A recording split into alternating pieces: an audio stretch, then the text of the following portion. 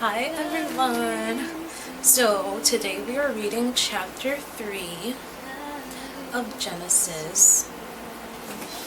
I hope that you've been enjoying these series and that you most importantly understand.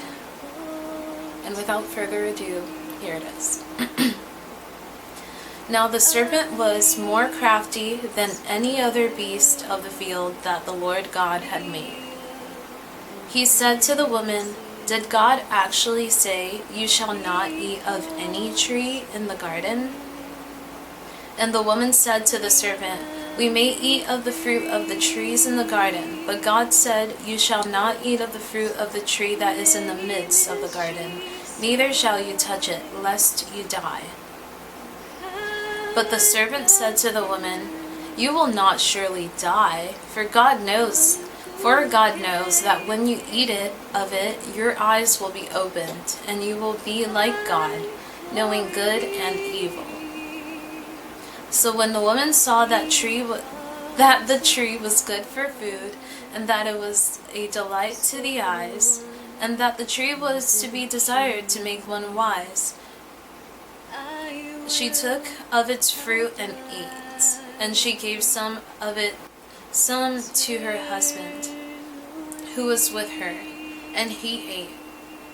Then the eyes of both were opened, and they knew that they were naked, and they sewed fig leaves together, and made themselves loincloths. And they heard the sound of the Lord God walking in the garden in the cool of the day. And the man and his wife hid themselves from the presence of the Lord God among the trees of the garden. But the Lord God called to the man and said to him, 'Where are you?' And he said, 'I heard the sound of you in the garden, and I was afraid, because I was naked, and I hid myself.'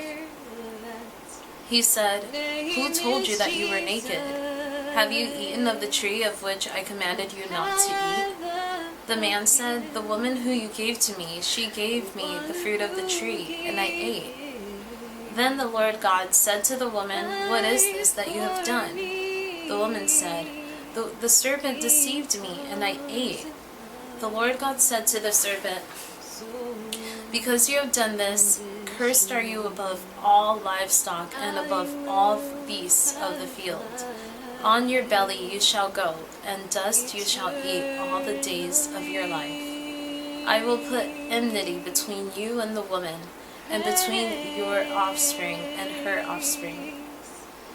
He shall bruise your head, and you shall bruise his heel.' To the woman he said, 'I will surely multiply your pain in childbearing. In pain you shall bring forth children. Your desire shall be contrary to your husband, but he shall rule over you.'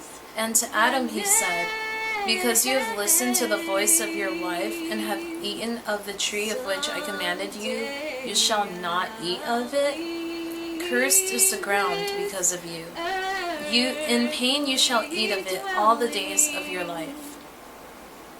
Thorns and thistles it shall bring forth for you, and you shall eat the plants of the field.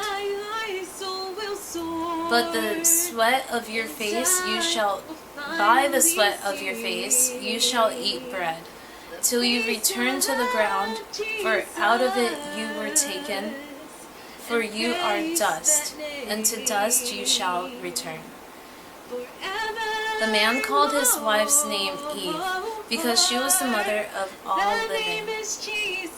And the Lord God made for Adam and for his wife garments of skins, and clothed them.